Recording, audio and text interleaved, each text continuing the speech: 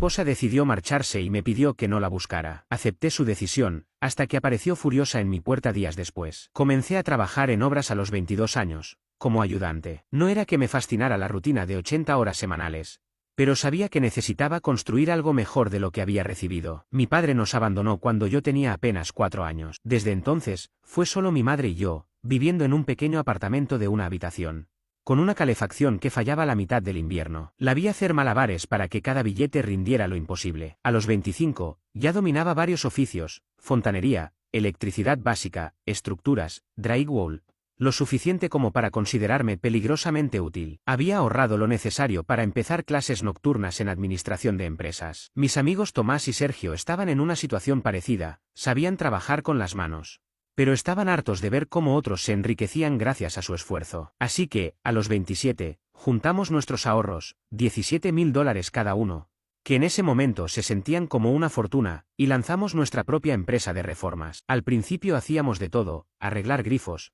tapar agujeros en paredes, construir terrazas, cualquier encargo que nos permitiera pagar las cuentas. Nuestra oficina era mi cochera, 3 mesas plegables y una cafetera que dejaba de funcionar cada tercer día. Comíamos comida congelada, trabajábamos jornadas interminables y nos movíamos como si nos fuera la vida en ello, porque, en verdad, así era. No teníamos red de apoyo, nadie con dinero que nos rescatara. Éramos 3 tipos con manos ásperas y muchos sueños. Nuestro primer gran impulso llegó a los 8 meses, cuando conseguimos un trabajo subvalorado para renovar una cocina. El cliente era un abogado, el señor Esteban Montero, egresado de Harvard. Inteligente, directo, pero relajado. Le gustó nuestro trabajo, aunque nos advirtió: los contratos que usan son un desastre, una demanda y quedan en la calle. Le ofrecí reformar su baño a cambio de asesoría legal. Rechazó la remodelación, pero se ofreció a ayudarnos con los documentos por una tarifa razonable. Ese fue el inicio de una amistad sólida y del marco legal que terminaría salvándonos en el futuro. En el segundo año,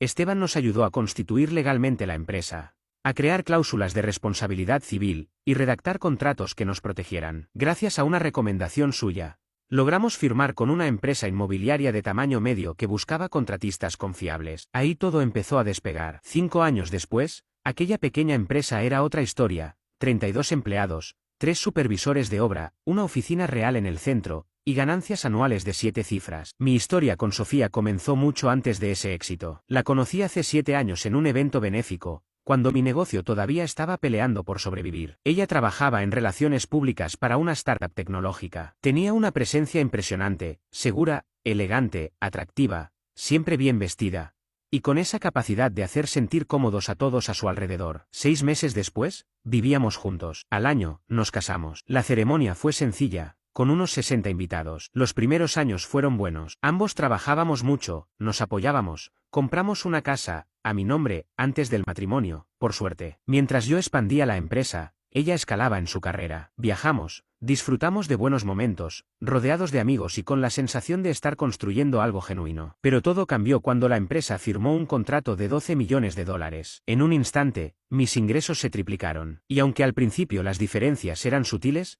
pronto se hicieron evidentes. Sofía empezó a almorzar fuera con sus compañeros con más frecuencia. Luego vinieron las quejas: su jefe era tóxico, sus colegas la envidiaban. Les molesta que sea mujer y competente, decía con desdén. También aparecieron las salidas prolongadas con la excusa de hacer contactos. Cuando le escribía para saber si llegaría tarde, a veces respondía horas después: perdón, estoy con unos clientes. La realidad era otra: su interés por su trabajo disminuía, mientras el entusiasmo por el estilo de vida que mis ingresos permitían iba en aumento. Una noche, durante la cena, me dijo que ya no se sentía realizada en relaciones públicas. Le propuse asumir un rol más desafiante en su empresa, y casi se ofendió: no entiendes, necesito hacer algo que realmente signifique algo para mí. La animé a buscar qué la motivaba, pero en vez de explorar mientras conservaba su empleo, decidió renunciar sin plan alguno. Según ella, no podía enfocarse en su futuro si seguía atrapada en un presente tóxico. 2 meses de búsqueda interior, compras y días de spa, más bien, terminaron en una gran revelación.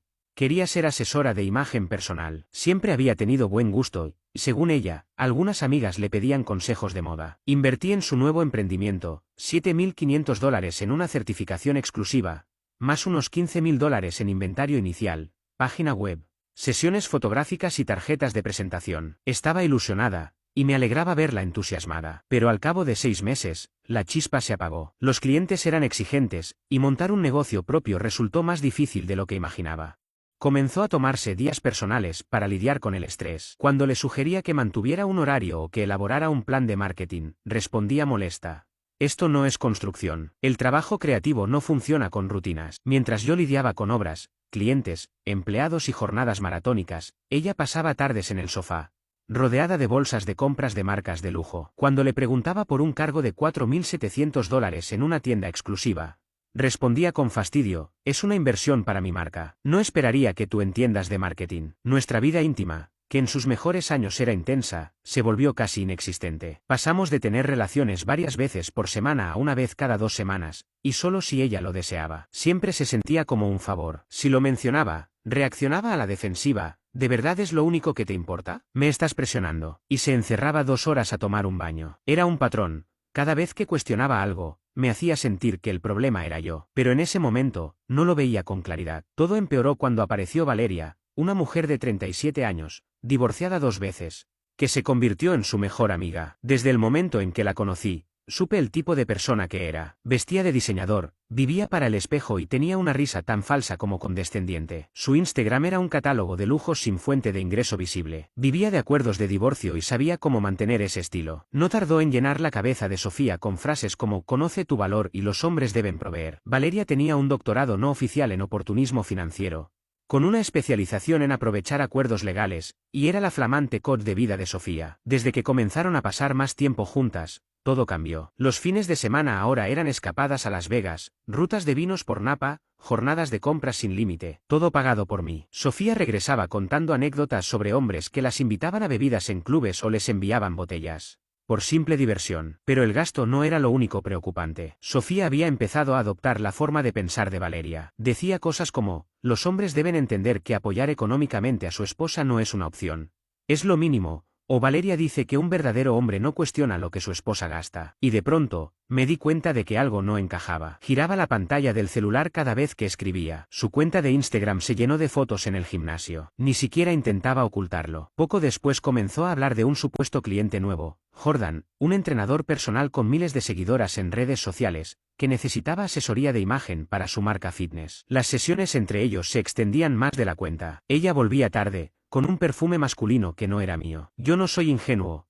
pero tampoco lanzo acusaciones sin pruebas. Aún así, algo me decía que debía estar atento. Con el trabajo a cuestas, traté de no perder la cabeza, pero Tomás, mi socio, notó el cambio. ¿Estás bien? Últimamente estás en otra, me dijo después de que cometí errores en unos planos. Intenté restarle importancia, pero él insistió. Me advirtió que su primo había perdido la mitad de su empresa por culpa de una ex que solo aportaba exigencias y problemas. Fue entonces cuando decidí empezar a tomar nota de todo: fechas, gastos, comportamientos. Algo me decía que se venía una tormenta. Y no me equivoqué. Durante los siguientes 3 meses, Sofía estaba físicamente en casa, pero mentalmente ausente. Vivía pegada al teléfono, ignorándome, tomando decisiones sin consultarme. No teníamos intimidad desde hacía más de 2 meses, siempre con excusas: cansancio, estrés, compromisos. Una noche intenté acercarme y se rió: ni lo sueñes, tengo una reunión temprano. Luego se quedó despierta hasta la madrugada viendo series. Comenzó a criticar mi ropa, mis amistades, mis decisiones. Deberías dejar que yo te asesore. Esos jeans ya no van, soltaba con desdén. Y mientras tanto, gastaba miles en su negocio. Una tarde, mientras revisaba presupuestos de obra, me dijo: si tuvieras más visión empresarial, contratarías a alguien que hiciera eso por ti. Jordan dice que las personas exitosas delegan. Jordan, otra vez. Ya entendía por dónde iba todo. Hubo 2 momentos clave que me confirmaron lo que ya sospechaba. Primero, un jueves, llegué temprano de una obra. Eran las 2 de la tarde. Al entrar, encontré a Sofía y Valeria sentadas en la cocina, conversando con copas de agua con gas. Solo asegúrate de tener tu salida bien organizada. Primero pon en orden tus finanzas, decía Valeria. Mi segundo esposo intentó esconder bienes, pero mi abogada encontró todo. Siempre creen que son más listos. Al verme, se quedaron mudas. Sofía forzó una sonrisa falsa.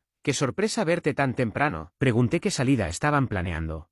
Y Valeria respondió que ayudaban a una amiga a salir de un matrimonio tóxico. No les creí ni por un segundo. Esa noche llamé a Esteban Montero, un viejo amigo que ahora se dedicaba a asuntos legales. Le conté todo lo que escuché. Respondió al primer timbrazo y no dudó. Ella planea irse y quedarse con lo máximo posible. Debemos adelantarnos, pero todo debe hacerse legalmente. A la mañana siguiente me reuní con él en su oficina, donde diseñamos un plan: documentar abandono emocional, financiero y físico, proteger bienes adquiridos antes del matrimonio, y recopilar evidencia sin violar la ley. Durante 3 semanas, seguí sus instrucciones. Registré con precisión el valor de mi empresa, detallando cuánto había crecido gracias a mis inversiones previas al matrimonio y jornadas interminables. Esteban pidió al contador un informe completo con gráficas de crecimiento. Instalé cámaras en las áreas comunes, legalmente permitidas, y almacené todo en una nube segura. Hice un seguimiento diario de sus ausencias, los rechazos constantes a la intimidad, los días que no compartíamos nada, y el desinterés evidente. También recopilé recibos de sus gastos excesivos. Más de $7.000 en regalos para Jordan en solo 3 meses, incluyendo viajes que ella llamaba desarrollo empresarial. Armé un inventario detallado de nuestras pertenencias con facturas que demostraban que teníamos antes del matrimonio y que se adquirió después. El otro punto de quiebre fue cuando su celular vibró mientras se duchaba. En la pantalla apareció una vista previa de un mensaje de Jordan: no puedo esperar a la próxima semana, cuando ya no tengamos que escondernos. Tomé una captura rápida. No dije nada. No aún. Era vital que fuera ella quien diera el primer paso. El abandono formal fortalecería mi posición legal. El lunes siguiente comenzó como cualquier otro. Trabajé con normalidad. Compré un par de buenos cortes de carne para cenar y me fui a casa. Sofía había estado distante todo el fin de semana, pegada al celular, saliendo con excusas vagas. Yo fingí tranquilidad. Estaba en la parrilla cuando regresó de otro de esos almuerzos de negocios con Valeria. Según sus historias de Instagram, habían pasado 6 horas bebiendo en una terraza elegante. Entró sin mirarme demasiado, revisando su teléfono, y entonces lo soltó sin rodeos. Esta noche me mudo. Necesito espacio. Así,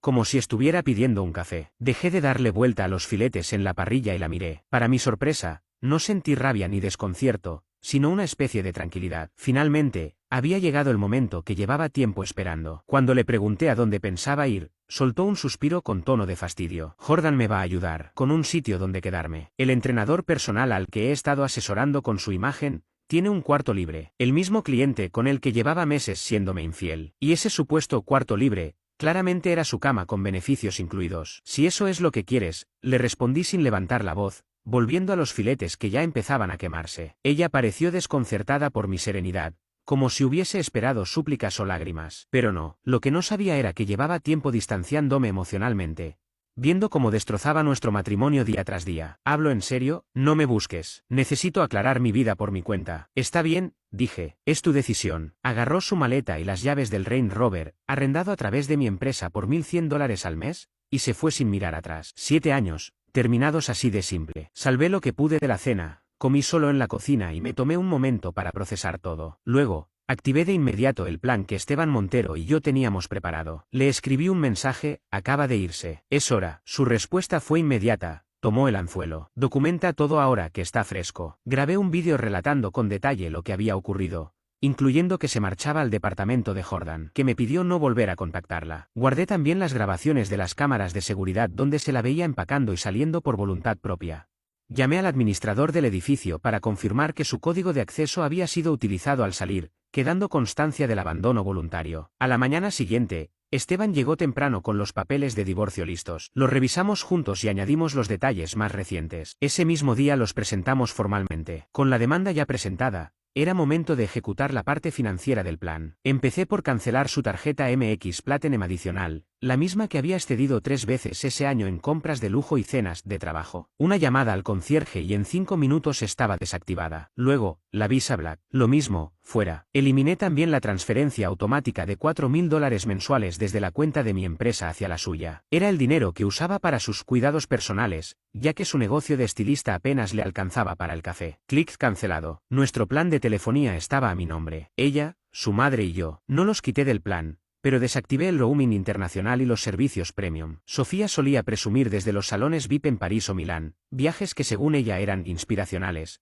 pero que en realidad eran vacaciones de compras con Valeria. Fin de eso también. Llamé a mi contador y le pedí retirar a Sofía como conductora autorizada del Range Rover, además de iniciar los trámites para devolverlo. Pasé las siguientes 2 horas cerrando todo. Cambié contraseñas, Netflix, Amazon, la seguridad del hogar. Transferí dinero de nuestra cuenta compartida a mi cuenta privada y llamé a mi asesor financiero para asegurar las inversiones. Ella quería espacio, y yo le estaba dando distancia interestelar. Esteban y yo también habíamos preparado un expediente con pruebas, grabaciones de sus llegadas a las 2 de la mañana después de supuestas sesiones de estilismo, pruebas de abandono progresivo y mal uso del dinero en común. Todo bien organizado y respaldado en físico y digital. Cuando Esteban me preguntó cuánto tiempo creía que tardaría Sofía en reaccionar, le dije que esperara hasta que las tarjetas dejaran de funcionar y viniera a pedirme dinero.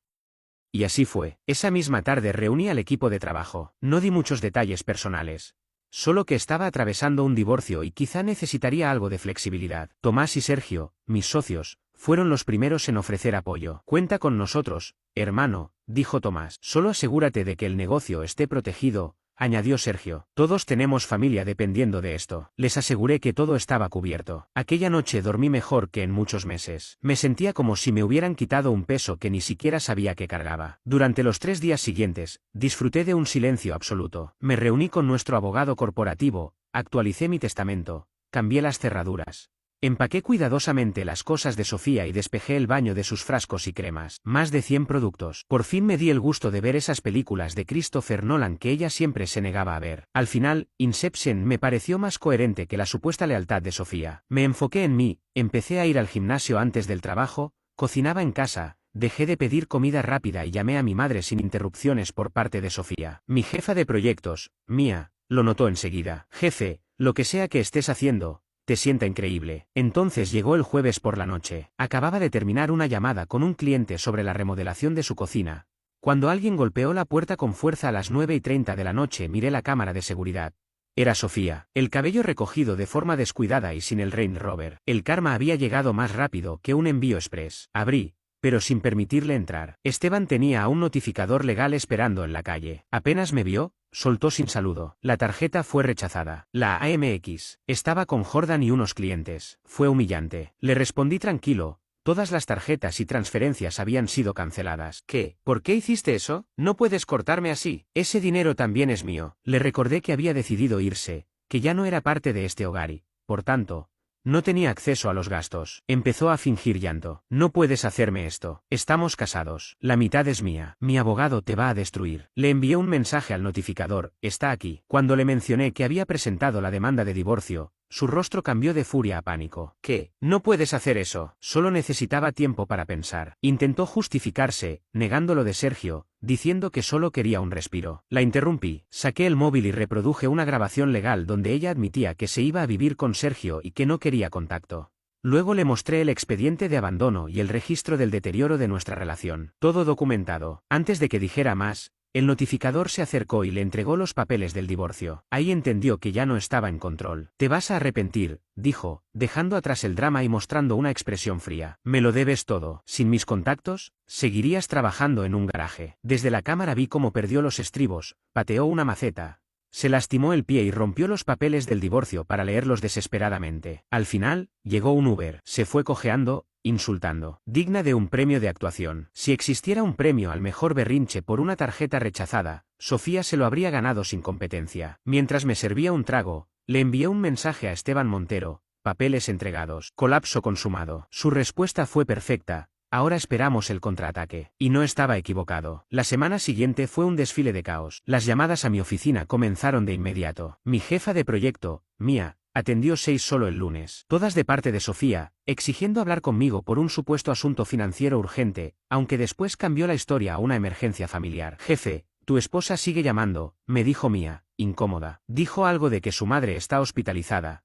pero cuando le ofrecí tomar un mensaje, colgó. Le agradecí y le pedí que bloquease su número de la línea de la oficina. Le aclaré, ya no es mi esposa, y su madre está perfectamente. Luego llegaron los mensajeros no solicitados. Amigos en común empezaron a enviarme mensajes con frases como, Sofía no está bien, o, fue muy cruel que presentaras el divorcio tan rápido. Mi respuesta fue directa, Sofía abandonó nuestro matrimonio para irse a vivir con otro hombre. La mayoría se echó atrás. Nuestro grupo social se dividió casi de inmediato. Los amigos reales, como mi compañero de toda la vida, Ryan, se mantuvieron firmes. Siempre sentí algo raro en ella, me dijo durante un almuerzo. Demasiado perfecta, como si estuviera actuando. Otros se pusieron del lado de Sofía, incluyendo parejas con las que habíamos viajado. Uno en particular, Trevor, tuvo el descaro de sermonearme sobre cómo salvar el matrimonio. Irónico, considerando que le había sido infiel a su novia al menos 2 veces que yo supiera. Entonces empezó la campaña en redes sociales. Sofía actualizó su biografía en Instagram sanando del trauma, y comenzó a publicar frases sobre abuso financiero y hombres controladores. Muy sutil. Nada dice sanación como destrozar a tu ex públicamente mientras convives con tu entrenador personal. El colmo fue cuando lanzó una campaña en GoFundMe titulada Escapando del abuso financiero. Con una meta de $50,000. Recaudó $237 antes de que Esteban Montero enviara una carta de cese y desista.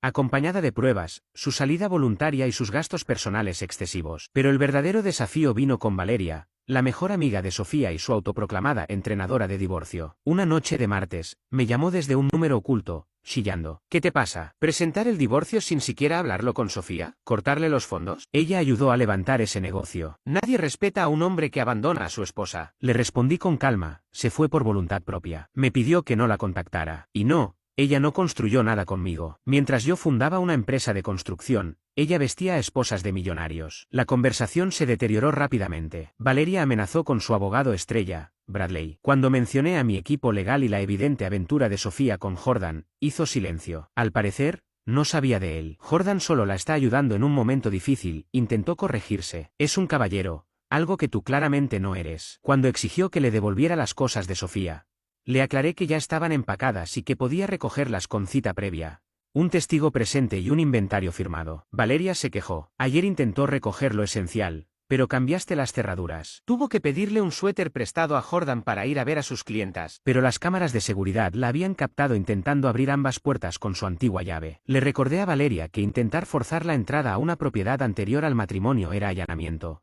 y que todo estaba grabado. Parecía que esperaban que Sofía pudiera marcharse del matrimonio, pero seguir disfrutando de todos los beneficios económicos. Ese típico intento de quedarse con el pastel y comérselo también, que ya había visto destruir a muchos conocidos. Pero esta vez, no iba a suceder. Días después, Sofía apareció en uno de nuestros sitios de obra. Carlos, mi capataz, me llamó de inmediato. Jefe, su esposa está aquí preguntando por el presupuesto del proyecto y hablando con los clientes. ¿Quiere que la saque seguridad? Le pedí que no hiciera un escándalo, pero que la alejara de los clientes y le dijera que se retirara o llamarían a la policía. Cuando llegué 20 minutos después, la vi sentada en el auto de una amiga, observando desde la acera. No le presté atención y me puse a trabajar. Una hora después, se marcharon. Esa misma noche, recibí un mensaje desde un número desconocido. ¿Te crees muy listo? Cuídate. Conozco gente que puede arruinarte la vida. Se lo reenvié a Esteban Montero, quien lo agregó al expediente. Estábamos documentando todo. Si había amenazas, era señal de desesperación. Y eso era bueno. A la mañana siguiente, descubrí reseñas negativas sobre mi empresa en Google, Yelp y Facebook, todas desde cuentas nuevas, sin historial, acusándonos de cobrar de más,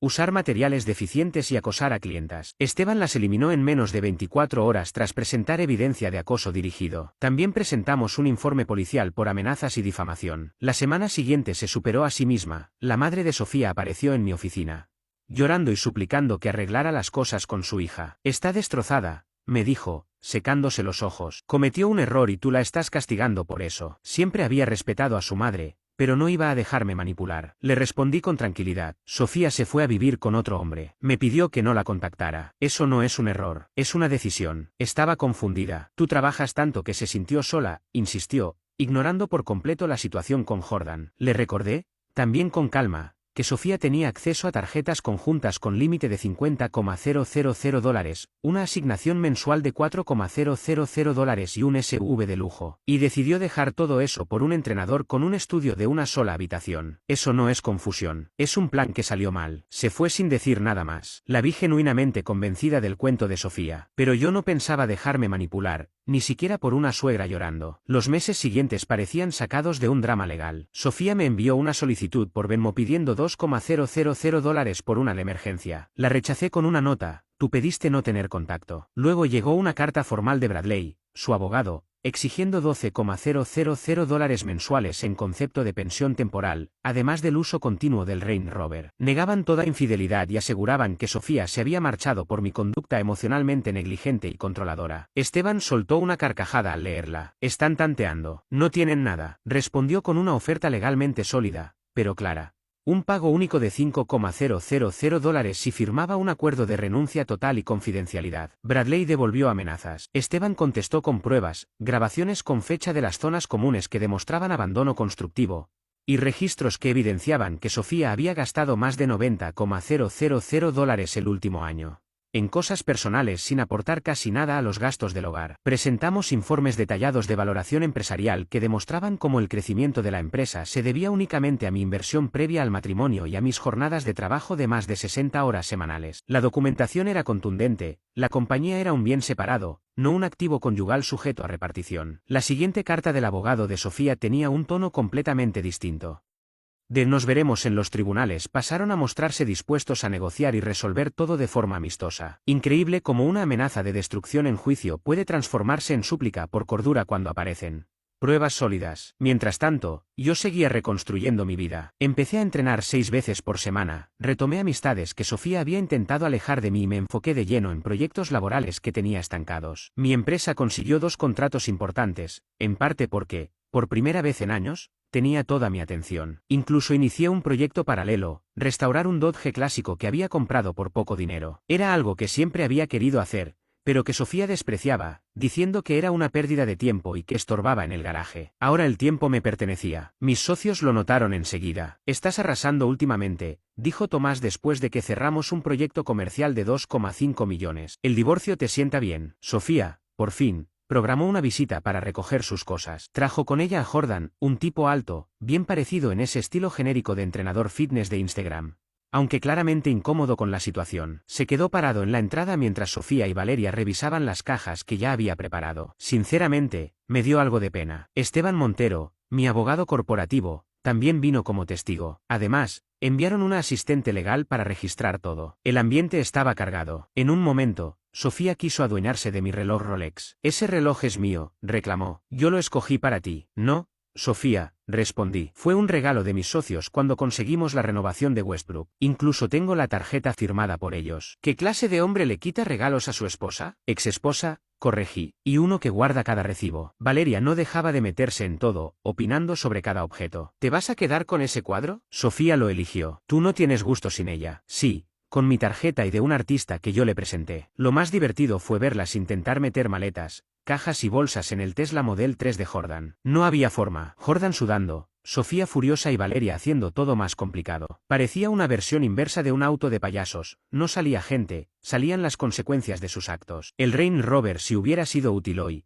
dije mientras luchaban con el espacio. Sofía me lanzó una mirada asesina. Al final, tuvieron que pedir un Uber XL para llevarse lo que no cabía. Cuando por fin se fueron, Esteban me dijo, te salvaste de una buena, amigo. 6 meses después, llegó la fecha del juicio. Habíamos preparado todo al detalle, cada documento, cada posible pregunta, cada escenario. Sofía se presentó con un conjunto recatado, intentando proyectar la imagen de una esposa abnegada, muy distinto a lo que mostraba en sus redes sociales. Su abogado, Bradley, arrancó con argumentos melodramáticos, hablando de cómo yo la controlaba financieramente y de que ella había renunciado a su carrera por mi empresa. Exigía la mitad del valor del negocio, la casa y manutención permanente. Entonces Esteban presentó nuestra defensa. Fue preciso, meticuloso y demoledor. Mostró publicaciones de Sofía en redes durante los días en que supuestamente trabajaba conmigo.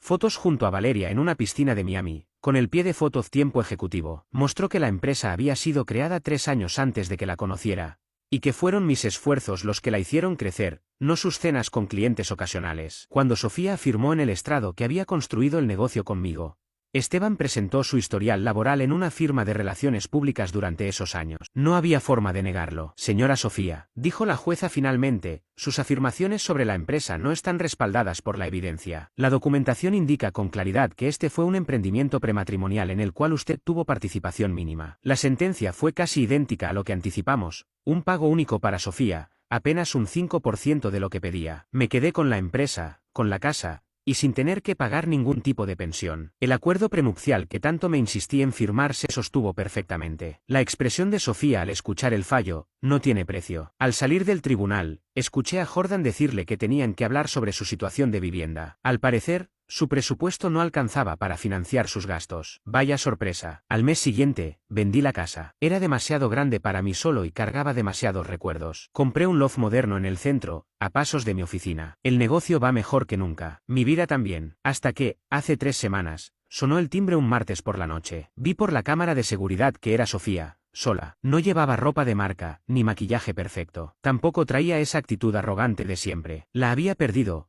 junto con todo lo demás. Abrí la puerta, pero me mantuve en el marco. ¿Qué quieres, Sofía? Necesito ayuda, dijo, apenas en un susurro. Jordan y yo terminamos. Me estaba usando. Me está alojando una amiga, pero quiere que me vaya la próxima semana. No puedo pagar un lugar sola. Me quedé sin dinero. Lo gasté todo en inversiones que Valeria me recomendó, en compras, en mantener un estilo de vida que ya no puedo sostener. Valeria ni siquiera me contesta. Mis padres no quieren saber nada. No tengo a dónde ir. Y ahí vino el intento de reconquista. Cometí un error.